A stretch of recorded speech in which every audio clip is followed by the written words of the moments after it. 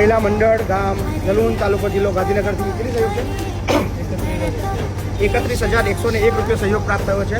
તો thank you so much સમગ્ર શ્રી ગોપી મહિલા મંડળ જલુન, સમગ્ર જલુન ગામ, સમગ્ર ગાંધીનગર તાલુકા જિલ્લા. ખૂબ ખૂબ આભાર. Thank you.